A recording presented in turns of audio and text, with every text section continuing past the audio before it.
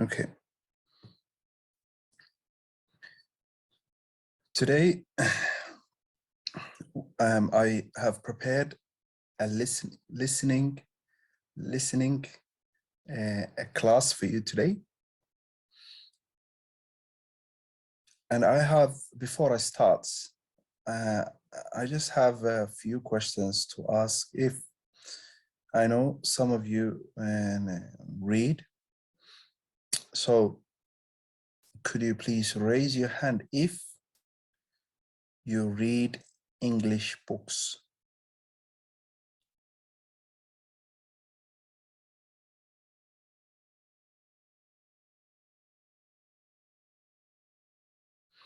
Muhammad Al-Amir. Again, teacher, I don't understand. I said, raise your hand if you read English books, whether it is novels, biography, any kind of book in English. If you read, raise your hand.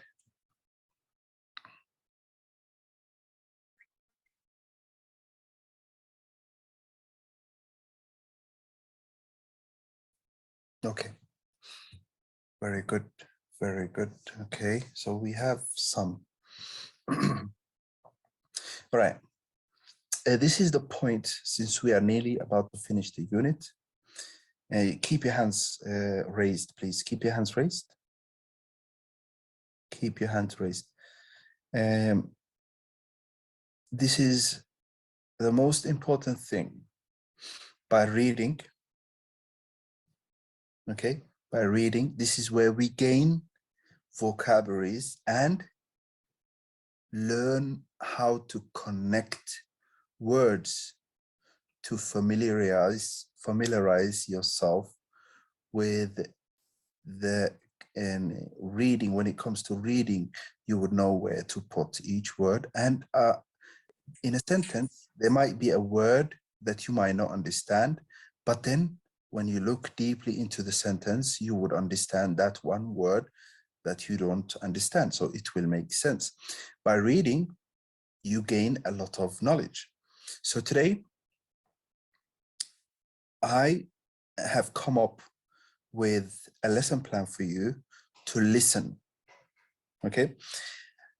And it's a book that I like, okay? It's a book that I like, and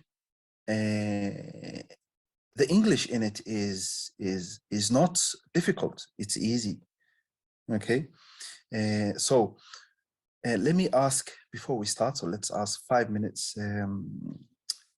Shuruk, tell me, which books did you read?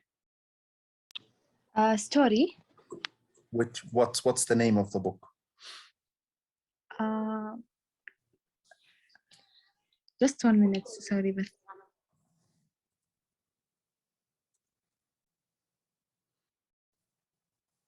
Is Wed here? Wed? Yes, doctor, I'm here. Sorry, teacher. How are you? And do you read books as well, or you don't? Actually, I don't read books a lot. Before, when I was studying university, I was reading a lot of books, but now I stopped. Okay, all right. Okay. yes, So, teacher, I read story about Harry Potter. okay, Harry Potter. You've read all chapters? Just have the book. Okay, okay. So you have half of the book? Yes. Or half the book? Yeah. Okay. All right. Imad, what about you? Yes, sir. I read books, but as with in university, I used to read more. But the last book, maybe I read it. It was some play for Shakespeare. It's called Cleopatra. Okay. So that was an English literacy class? Yes, yes. It was in English. Yes, I'm aware. Yeah, that's what they teach in English literature, because Shakespeare is one of the literature artists. So, yeah. okay. All right, so today I think you will be fascinated with the choice of book that I have. And I am going to start it for you. And it's not reading, huh? It is an audio. So you listen, okay? With every 15 minutes, so it's a 40, and I will start in the beginning. So it's big. If you would like to continue in your own time later, I will give you the name. You will see how to enter it. But what we're going to do is we're going to listen carefully. And with every 15 minutes, I'm going to stop and ask questions of, it's like more of a comprehension, the understanding, and so on. And it's very important. You're not doing anything, and I want you all to be in a place where you are not in a noisy area, or you're not involved in other stuff. So you keep the headphones in your ears and you listen. Badria, are you currently reading anything? No, teacher. Okay, not at the moment, huh? But before. Okay, I will put your hands down, all of you, and I want to know if anyone knows the name of this book. Okay, it's called Rich Dad, Poor Dad. Has anyone heard of this? It's one of my favorite books. Yes, Abdul Wasit. Yes, I know that. You know it? Have you read it? Yes, you for Richard Cruxy, I think. Have you read it? I read only first 5 pages only. Okay, which is okay. Now I want to read it because I love how can I want very good, very good money and like that. This is very good. It's very good. Okay. Yes, Wujdan? Favorite books, stories books, Oxford. Okay. Okay. Yes. Okay. Yes, I will play now. Okay, so you can let me start. I will play the audio, and I want you all to be quiet and put yourself in mute and listen carefully. So I will stop 3 times during this while you're listening, and later on I want you to continue. So it's not something that I will keep on playing. We only have 45 minutes left, so I'm going to be only playing 30 minutes of the audio, which is probably the first 20, maybe 20 pages. Okay. Teacher? Yeah. Listen me? Yeah. I read it, stories, Oxford books. Sorry. You read books in Oxford? Stories? Oxford, yes. Okay. The Secret Garden, Short 5 Plays, A Little Princess. Okay, very nice. Okay, which is good. So you have an idea of how reading is, and this I recommend you all to listen to this and read it on later on if you can find it. I mean, even if you want to go and buy it, you can, but you can find the PDF files or all this stuff through online. I will give you the name. You will see now. Okay, I want you to listen all. Thank you. Well, this is the complete audio book for Rich Dad, Poor Dad, and it is by Robert Kiyosaki. Okay. Rich Dad, Poor Dad. What the rich teach their kids about money that the poor and middle class do not. By Robert T. Kiyosaki. Is the voice clear? So I just want to make sure. Yes. Okay, good. Parents everywhere, a child's first and most important teachers, and to all those who educate, influence, and lead by example. Acknowledgements. How does a person say thank you when there are so many people to thank? Obviously, this book is a thank you to my 2 fathers, who were powerful role models, and to my mom, who taught me love and kindness. The person most responsible for this book becoming a reality is my wife, Kim, my partner in marriage, business, and in life. She makes my life complete. Introduction. Rich Dad, Poor Dad. Having two dads offered me the choice of contrasting points of view, one of a rich man and one of a poor man. I had two fathers, a rich one and a poor one. One was highly educated and intelligent. He had a PhD and completed 4 years of undergraduate work in less than 2 years. He then went on to Stanford University, the University of Chicago, and Northwestern University to do his advanced studies, all on full financial scholarships. The other father never finished the 8th grade. Both men were successful in their careers, working hard all their lives. Both earned substantial incomes, yet one always struggled financially. The other would become one of the richest men in Hawaii. One died, leaving tens of millions of dollars to his family, charities, and his church. The other left bills to be paid. Both men were strong, charismatic, and influential. Both men offered me advice, but they did not advise the same things. Both men believed strongly in education, but did not recommend the same course of study. If I had had only one dad, I would have had to accept or reject his advice. Having two dads offered me the choice of contrasting points of view, one of a rich man and one of a poor man.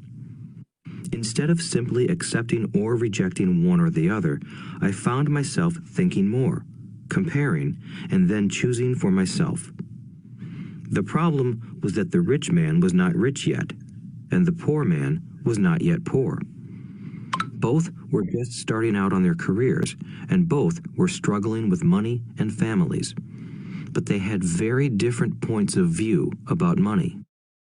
For example, one dad would say, "The love of money is the root of all evil." The other said, "The lack of money is the root of all evil." As a young boy, having two strong fathers, both influencing me, was difficult. I wanted to be a good son and listen, but the two fathers did not say the same things. The contrast in their points of view, particularly about money, was so extreme that I grew curious and intrigued. I began to start thinking for long periods of time about what each was saying. Much of my private time was spent reflecting, asking myself questions such as, "Why does he say that?" and then asking the same question of the other dad's statement. It would have been much easier to simply say, "Yeah, he's right, I agree with that," or to simply reject the point of view by saying, "The old man doesn't know what he's talking about." Instead, having two dads whom I loved forced me to think and ultimately choose a way of thinking for myself. As a process, choosing for myself turned out to be much more valuable in the long run than simply accepting or rejecting a single point of view. One of the reasons the rich get richer, the poor get poorer, and the middle class struggles in debt is that the subject of money is taught at home, not in school. Most of us learn about money from our parents, so what can poor parents tell their child about money? They simply say, "Stay in school and study hard." The child may graduate with excellent grades, but with a poor person's financial programming and mindset. Sadly, money is not taught in schools. Schools focus on scholastic and professional skills, but not on financial skills. This explains how smart bankers, doctors, and accountants who earned excellent grades may struggle financially all of their lives. Our staggering national debt is due in large part to highly educated politicians and government officials making financial decisions with little or no training in the subject of money. Today, I often wonder what will soon happen when we have millions of people who need financial and medical assistance. They will be dependent upon their families or the government for financial support. What will happen when Medicare and Social Security run out of money? How will a nation survive if teaching children about money continues to be left to parents, most of whom will be, or already are, poor? Because I had two influential fathers, I learned from both of them. I had to think about each dad's advice, and in doing so, I gained valuable insight into the power and effect of one's thoughts on one's life. For example, one dad had a habit of saying, "I can't afford it." The other dad forbade those words to be used. He insisted I ask, "How can I afford it?" One is a statement, and the other is a question. One lets you off the hook, and the other forces you to think. My soon-to-be rich dad would explain that by automatically saying the words, "I can't afford it," your brain stops working. By asking the question, "How can I afford it?" your brain is put to work. He did not mean that you should buy everything you want. He was fanatical about exercising your mind, the most powerful computer in the world. He'd say, "My brain gets stronger every day because I exercise it. The stronger it gets, the more money I can make." He believed that automatically saying, "I can't afford it," was a sign of mental laziness. Although both dads worked hard, I noticed that one dad had a habit of putting his brain to sleep when it came to finances, and the other had a habit of exercising his brain. The long-term result was that one dad grew stronger financially, and the other grew weaker. It is not much different from a person who goes to the gym to exercise on a regular basis versus someone who sits on the couch watching television. Proper physical exercise increases your chances for health, and proper mental exercise increases your chances for wealth. My two dads had opposing attitudes, and that affected the way they thought. One dad thought that the rich should pay more in taxes to take care of those less fortunate. The other said, taxes punish those who produce and reward those who don't produce. One dad recommended, study hard so you can find a good company to work for. The other recommended, study hard so you can find a good company to buy. One dad said, the reason I'm not rich is because I have you kids. The other said, the reason I must be rich is because I have you kids. One encouraged talking about money and business at the dinner table, while the other forbade the subject of money to be discussed over a meal. One said, when it comes to money, play it safe, don't take risks. The other said, learn to manage risk. One believed, our home is our largest investment and our greatest asset. The other believed, my house is a liability, and if your house is your largest investment, you're in trouble. Both dads paid their bills on time, yet one paid his bills first, while the other paid his bills last. One dad believed in a company or the government taking care of you and your needs. He was always concerned about pay raises, retirement plans, medical benefits, sick leave, vacation days, and other perks. He was impressed with two of his uncles who joined the military and earned a retirement and entitlement package for life after 20 years of active service. He loved the idea of medical benefits and PX privileges the military provided its retirees.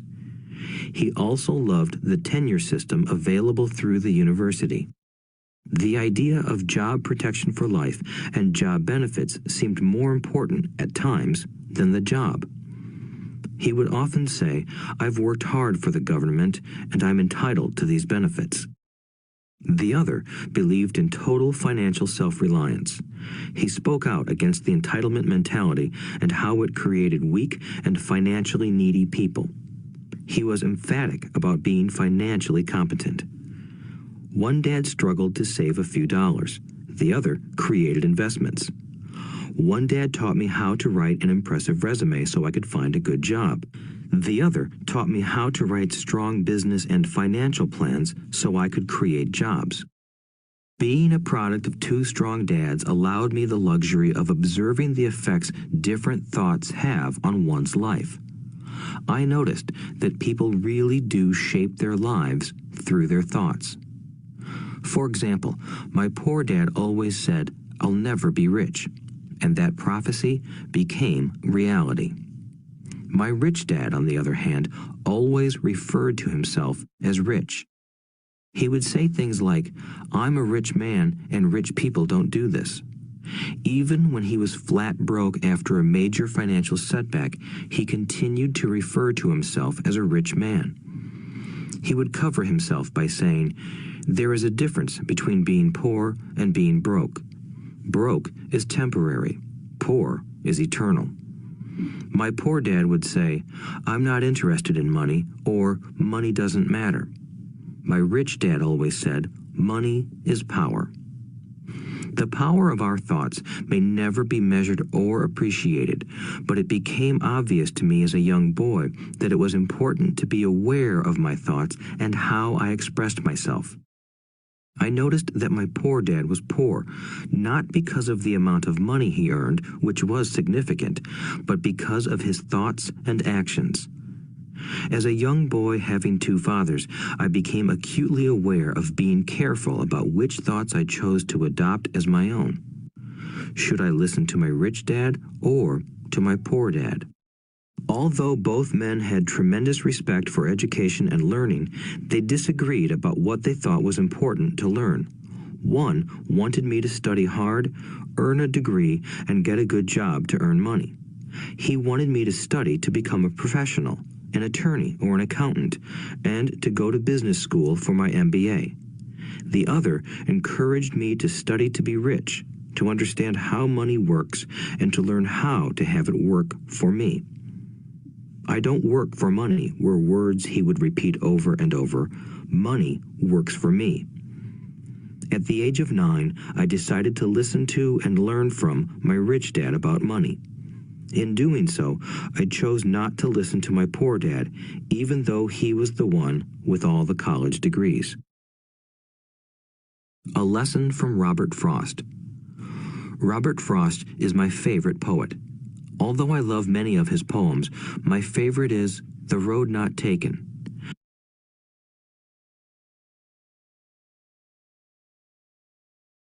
How's it going? Good. Good. All good, clear? How's the English? Everything is clear, huh?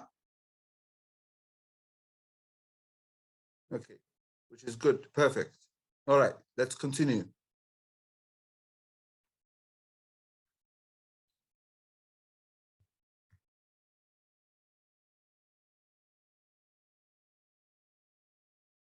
I use its lesson almost daily. The Road Not Taken. Two roads diverged in a yellow wood, and sorry I could not travel both. And be one traveler, long I stood, and looked down one as far as I could, to where it bent in the undergrowth, then took the other as just as fair, and having perhaps the better claim, because it was grassy and wanted wear. Though as for that the passing there had worn them really about the same, and both that morning equally lay in leaves no step had trodden black. Oh, I kept the first for another day, yet knowing how way leads on to way, I doubted if I should ever come back. I shall be telling this with a sigh, somewhere ages and ages hence. Two roads diverged in a wood, and I took the one less traveled by, and that has made all the difference. And that has made all the difference. Over the years, I have often reflected upon Robert Frost's poem. Choosing not to listen to my highly educated dad's advice and attitude about money was a painful decision, but it was a decision that shaped the rest of my life. Once I made up my mind about whom to listen to, my education about money began. My rich dad taught me over a period of 30 years until I was 39 years old. He stopped once he realized that I knew and fully understood what he had been trying to drum into my often thick skull. Money is one form of power, but what is more powerful is financial education. Money comes and goes, but if you have the education about how money works, you gain power over it and can begin building wealth. The reason positive thinking alone does not work is because most people went to school and never learned how money works. So they spend their lives working for money. Because I was only 9 years old when I started, the lessons my rich dad taught me were simple. And when it was all said and done, there were only 6 main lessons, repeated over 30 years. This audiobook is about those 6 lessons, put as simply as possible, just as simply as my rich dad put forth those lessons to me.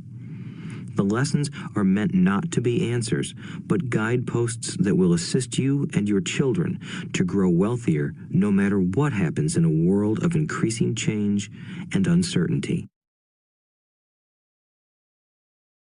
Chapter 1. Lesson 1. The rich don't work for money. The poor and the middle class work for money. The rich have money work for them.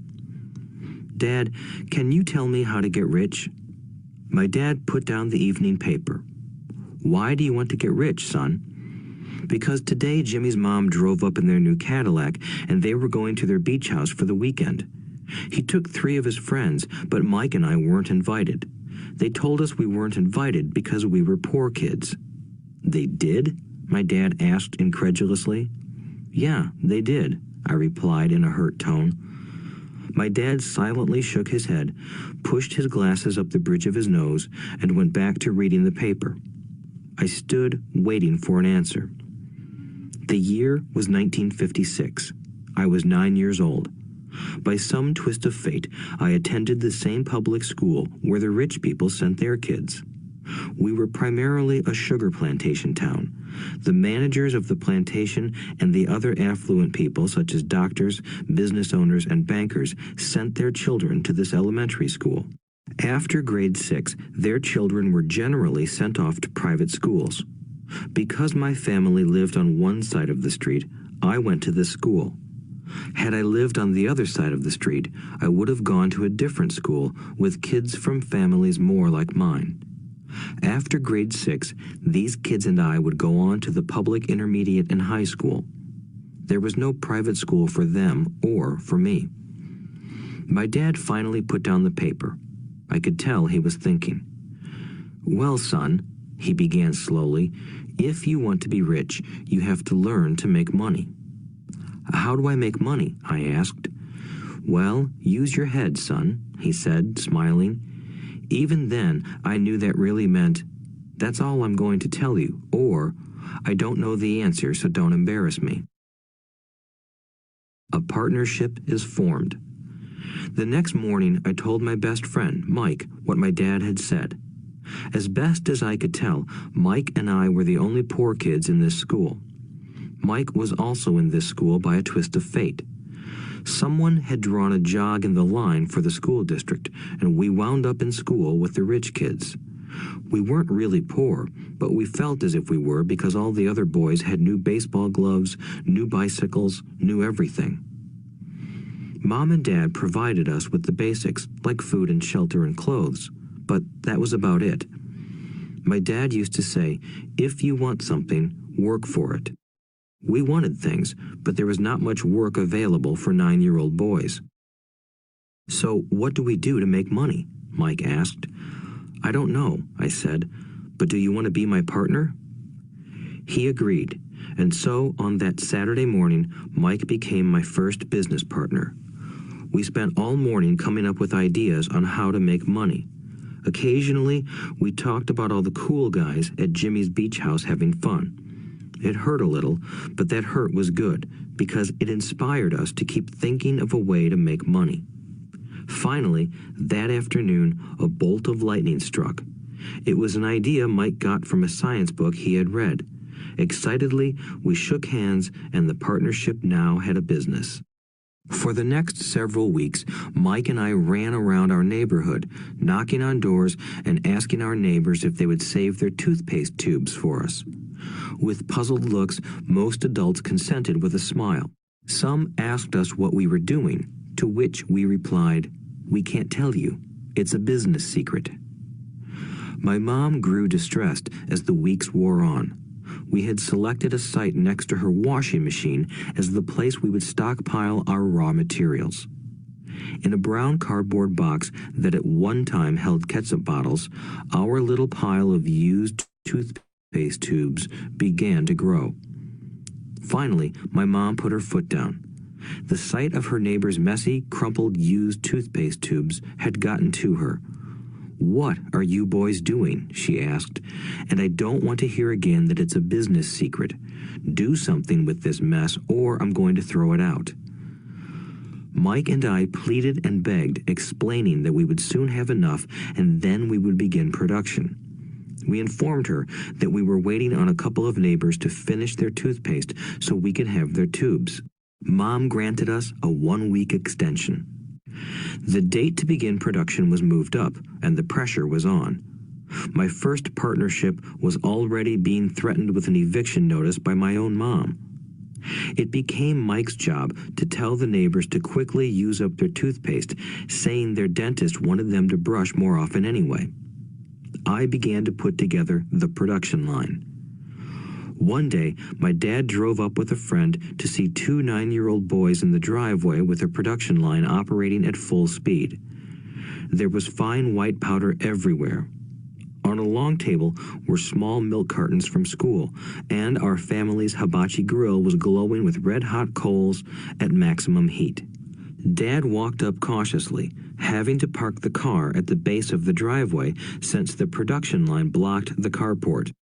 As he and his friend got closer, they saw a steel pot sitting on top of the coals in which the toothpaste tubes were being melted down. In those days, toothpaste did not come in plastic tubes. The tubes were made of lead, so once the paint was burned off, the tubes were dropped in the small steel pot. They melted until they became liquid, and with my mom's pot holders, we poured the lead through a small hole in the top of the milk cartons. The milk cartons were filled with plaster of Paris. White powder was everywhere. In my haste, I had knocked the bag over, and the entire area looked like it had been hit by a snowstorm. The milk cartons were the outer containers for plaster of Paris molds. My dad and his friend watched as we carefully poured the molten lead through a small hole in the top of the plaster of Paris cube. "Careful," my dad said. I nodded without looking up. Finally, once the pouring was through, I put the steel pot down and smiled at my dad. "What are you boys doing?" he asked with a cautious smile. "We're doing what you told me to do. We're going to be rich," I said. "Yup," said Mike, grinning and nodding his head. "We're partners." "And what is in those plaster molds?" my dad asked. "Watch," I said. "This should be a good batch." With a small hammer, I tapped at the seal that divided the cube in half. Cautiously, I pulled up the top half of the plaster mold, and a lead nickel fell out. "Oh my God," my dad said, "you're casting nickels out of lead." "That's right," Mike said. "We're doing as you told us to do. We're making money." My dad's friend turned and burst into laughter. My dad smiled and shook his head. Along with a fire and a box of spent toothpaste tubes, in front of him were 2 little boys covered with white dust, smiling from ear to ear. He asked us to put everything down and sit with him on the front step of our house. With a smile, he gently explained what the word counterfeiting meant. Our dreams were dashed. "You mean this is illegal?" asked Mike in a quivering voice. "Let them go," my dad's friend said. "They might be developing a natural talent." My dad glared at him. "Yes, it is illegal," my dad said gently, "but you boys have shown great creativity and original thought. Keep going. I'm really proud of you." Disappointed, Mike and I sat in silence for about 20 minutes before we began cleaning up our mess. The business was over on opening day. Sweeping the powder up, I looked at Mike and said, "I guess Jimmy and his friends are right. We are poor." My father was just leaving as I said that. "Boys," he said, "you're only poor if you give up. The most important thing is that you did something. Most people only talk and dream of getting rich. You've done something. I'm very proud of the two of you. I will say it again. Keep going. Don't quit. Mike and I stood there in silence. They were nice words, but we still did not know what to do. So how come you're not rich, Dad? I asked. Because I chose to be a school teacher. School teachers really don't think about being rich. We just like to teach. I wish I could help you, but I really don't know how to make money. Mike and I turned and continued our cleanup. I know, said my dad. If you boys want to learn how to be rich, don't ask me. Talk to your dad, Mike. My dad? Asked Mike with a scrunched-up face. Yeah, your dad, repeated my dad with a smile. Your dad and I have the same banker, and he raves about your father. He's told me several times that your father is brilliant when it comes to making money. My dad? Mike asked again in disbelief. Then how come we don't have a nice car and a nice house like the rich kids at school? A nice car and a nice house don't necessarily mean you're rich or you know how to make money, my dad replied. Jimmy's dad works for the sugar plantation. He's not much different from me. He works for a company and I work for the government. The company buys the car for him. The sugar company is in financial trouble and Jimmy's dad may soon have nothing. Your dad is different, Mike. He seems to be building an empire, and I suspect in a few years he will be a very rich man. With that, Mike and I got excited again. With new vigor, we began cleaning up the mess caused by our now defunct first business. As we were cleaning, we made plans for how and when to talk to Mike's dad. The problem was that Mike's dad worked long hours and often did not come home until late. His father owned warehouses, a construction company, a chain of stores, and 3 restaurants. It was the restaurants that kept him out late. Mike caught the bus home after we had finished cleaning up. He was going to talk to his dad when he got home that night and ask him if he would teach us how to become rich. Mike promised to call as soon as he had talked to his dad, even if it was late. The phone rang at 8:30 p.m. Okay, I said, next Saturday. I put the phone down. Mike's dad had agreed to meet with us. On Saturday, I caught the 7:30 a.m. bus to the poor side of town. The lessons begin. Mike and I met with his dad that morning at 8 o'clock. He was already busy, having been at work for more than an hour. His construction supervisor was just leaving in his pickup truck as I walked up to his simple, small, and tidy home. Mike met me at the door. Dad's on the phone, and he said to wait on the back porch, Mike said as he opened the door. The old wooden floor creaked as I stepped across the threshold of the aging house. There was a cheap mat just inside the door. The mat was there to hide the years of wear from countless footsteps that the floor had supported. Although clean, it needed to be replaced. I felt claustrophobic as I entered the narrow living room that was filled with old, musty, overstuffed furniture that today would be collector's items.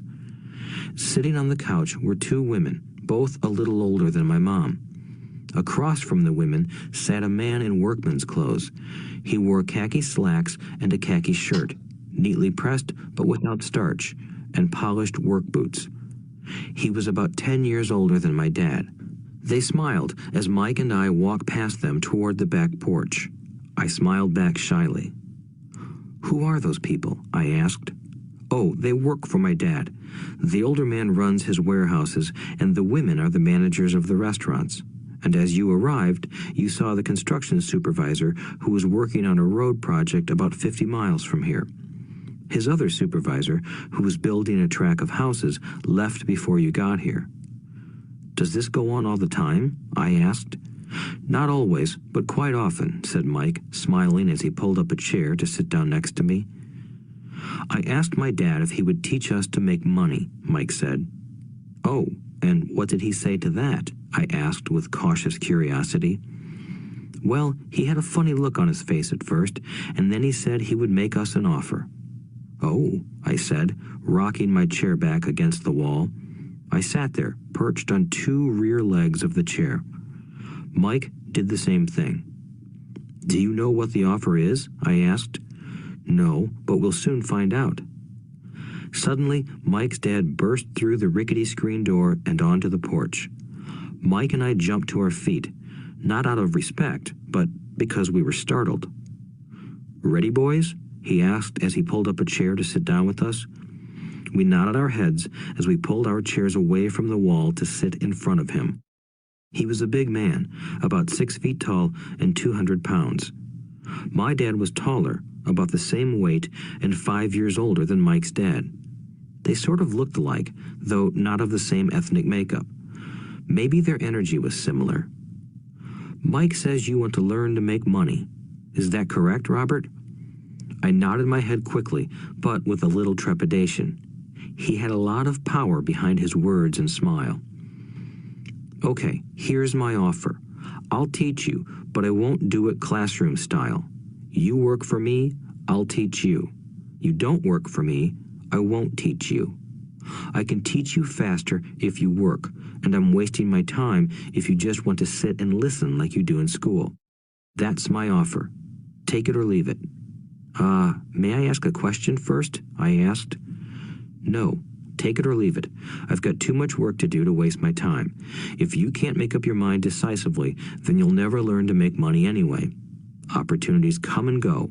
Being able to know when to make quick decisions is an important skill. You have the opportunity that you asked for. School is beginning, or it's over, in 10 seconds, Mike's dad said with a teasing smile. "Take it," I said. "Take it," said Mike. "Good," said Mike's dad. "Mrs. Martin will be by in 10 minutes. After I'm through with her, you'll ride with her to my superette and you can begin working. I'll pay you 10 cents an hour and you'll work 3 hours every Saturday." "But I have a softball game today," I said. Mike's dad lowered his voice to a stern tone. "Take it or leave it," he said. "I'll take it," I replied, choosing to work and learn instead of playing. 30 cents later. By 9 a.m. that day, Mike and I were working for Mrs. Martin. She was a kind and patient woman. She always said that Mike and I reminded her of her 2 grown sons.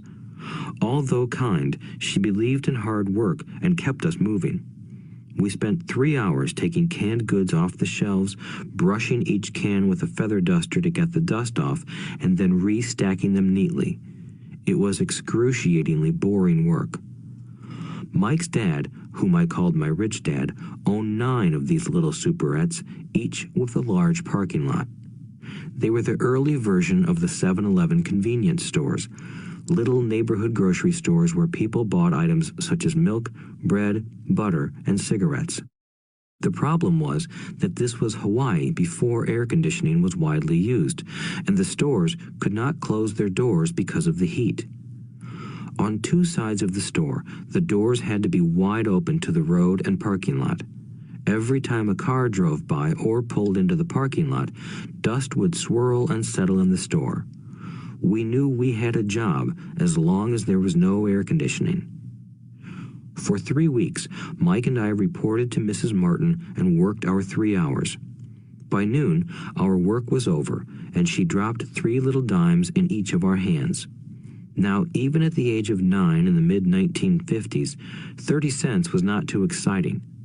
Comic books cost 10 cents back then, so I usually spent my money on comic books and went home.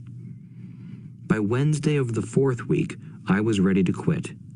I had agreed to work only because I wanted to learn to make money from Mike's dad, and now I was a slave for 10 cents an hour. On top of that, I had not seen Mike's dad since that first Saturday. "I'm quitting," I told Mike at lunchtime. School was boring, and now I did not even have my Saturdays to look forward to. But it was the 30 cents that really got to me. This time, Mike smiled. "What are you laughing at?" I asked with anger and frustration. "Dad said this would happen. He said to meet with him when you were ready to quit." "What?" I said indignantly. "He's been waiting for me to get fed up?" Sort of, Mike said. Dad's kind of different. He doesn't teach like your dad. Your mom and dad lecture a lot. My dad is quiet and a man of few words. You just wait till this Saturday. I'll tell him you're ready. You mean I've been set up? No, not really. But maybe. Dad will explain on Saturday. Waiting in line on Saturday. I was ready to face Mike's dad. Even my real dad was angry with him. My real dad, the one I called the poor one, thought that my rich dad was violating child labor laws and should be investigated. My educated poor dad told me to demand what I deserve, at least 25 cents an hour. My poor dad told me that if I did not get a raise, I was to quit immediately. You don't need that damn job anyway, said my poor dad with indignation. At 8 o'clock Saturday morning, I walked through the door of Mike's house when Mike's dad opened it. Take a seat and wait in line, he said as I entered. He turned and disappeared into his little office next to a bedroom. I looked around the room and didn't see Mike anywhere. Feeling awkward, I cautiously sat down next to the same two women who were there 4 weeks earlier. They smiled and slid down the couch to make room for me. 45 minutes went by, and I was steaming. The two women had met with him and left 30 minutes earlier. An older gentleman was in there for 20 minutes and was also gone. The house was empty, and here I sat in a musty, dark living room on a beautiful, sunny Hawaiian day, waiting to talk to a cheapskate who exploited children. I could hear him rustling around the office, talking on the phone, and ignoring me. I was ready to walk out, but for some reason, I stayed. Finally, 15 minutes later, at exactly 9 o'clock, Rich Dad walked out of his office, said nothing, and signaled with his hand for me to enter. I understand you want a raise, or you're going to...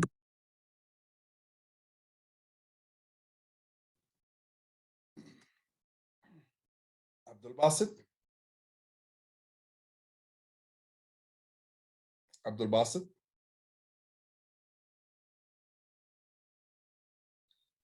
Ahmed. Okay. Yes, sir. Yes. Yeah. What's your comments? My what? Your comments. Do you have any comments? No. Okay. How did it go? What's mean? How did it go? How were you listening? Yes, I'm listening. Okay, good, good. So I'm asking about your experience while listening. Okay. So already I'm boring, okay? Okay. Because already I doesn't love listen, I love read. Okay, good. But I think it's good because it's first time to me listen a book. Okay, listen here. It's good. It's good to listen and then read. Yeah. Yeah. Okay, Jafar.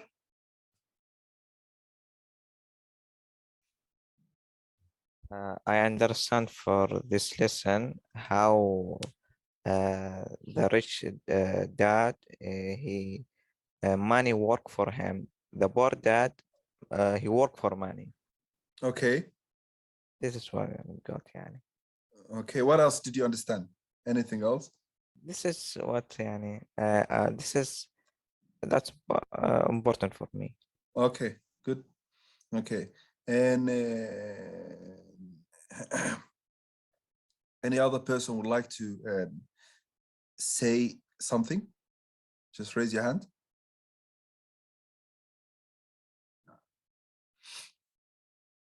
Yes, Wijdan. Yes, teacher. It would be better if I had a book and connected listening to it. Okay. So the question is, do you think that now you are more interested to read and complete the book? Maybe, yes. Okay. Yes, Imad? Yes, sir. From this listening, it's quite interested to read the whole book because it's Yes. there is a lot of streaming of information that we had in this listening about a Yes. different mentality between poor and rich man. Many advices Yes. here and many advices there, and you Yes. have to work hard to get money and make money work for you. So Yes. yeah, Okay, that's a very good. very Well, interesting I'm glad that it is an interest. It's good, and I am, and I highly suggest that you and recommend that you complete it. Okay. Yeah, for sure. Yeah. All right. Wed? Yes, teacher.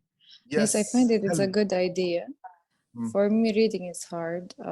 I don't know what to read. I know that reading will improve any person in life, if it was Yeah. English or Arabic in anything. Yes. If you Yes. read, you will be success. So it's hard for me to choose or know the good books. So it's a good idea to know little Well, about this book. it's a good start. Here's a good Yes, start. it's a good start. Okay. And I will be gladly and happy to suggest some good books as well.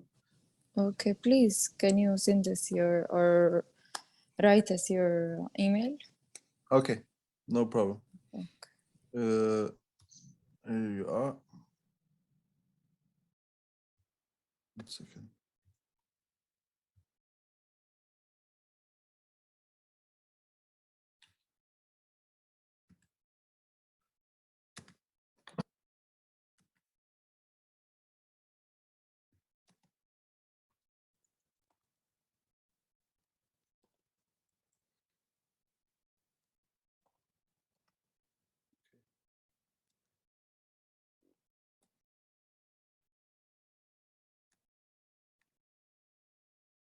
Okay, that's my email.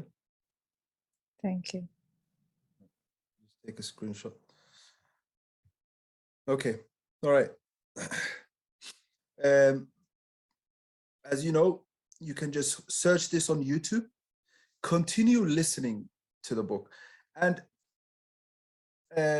of course, what I would like is, I would like everyone to complete this book, either if you're listening or if you search and look for it and read it, you know, so whichever way is good, but listening is good. So before, in the evening, I mean, after Isha, you can start listening. In the morning, if you have nothing to do during the day, you can start listening. I mean, we have time. Time is something that we have at the moment, so we have to make use of it.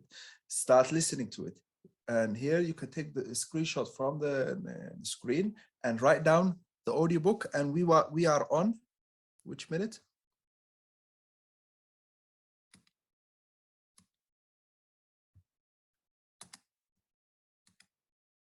We are on Quit Rich Dad. 37. Minute 37. Okay. Yes, Ahmed Al-Habi. Hello, Mr. Actually, I read sometimes I read websites like like news Okay. in BBC news. Okay. I often read from this site. So Okay. what do you think for this one? What I think is that the way of, you know, articles, newspapers are different when it comes to books like these, you know. Okay. In articles and newspapers, the information there is something else, you know, and they are trying to keep it as small and short as possible. While here, you have a full explanation, full words being used to express. It's different. And plus, You mean books? Yes. Mm. And it's better. Start. I mean, I suggest that Ahmed, you start with this book, okay, and continue reading. Rich Dad, huh? Yeah, it's called Rich Dad, Poor Dad. Okay. Okay, and if just listen to it, complete the book. The whole book is 6 hours. So if you listen to it maybe 1 hour a day, 2 hours is good. I mean, and then after you finish within 3-4 days, get the book and start reading it again from the beginning. What do you think for novels? Like Novels. Robinson Crusoe? And Like, different people have different tastes. yes. For me, and as you can see, one of the favorite books I have is this, one of them. Why? I like educational books. Okay. I'm a more of an educational person where I read what I can learn from. Novels, stories are different, you know? Yeah. Yeah, they're different. So it's reading, but it's good. But when it comes to English for you, you can read, no problem. It's whether you what you're interested in. Okay. Anyways, I don't want to be and take a lot of time. We're finished, and thank you, everyone. Mr. Mark, Yeah, if you have any other questions. Yeah. How about your conversation class? Yes, the conversation class, we received a big problem. What was the problem? The schedules. The schedules. The schedules, what we did, we are rescheduling everything, okay? Because we want to put each class, we are separating and put the classes into one instead of across the whole week. And I will let you know what they do, because I've handed everything to them and they are filling it in and they will return it back to me, and then I'll share it back with you. Anyways, have a nice day. Enjoy the rest of your evening, and I'll see you tomorrow. Assalamu alaikum.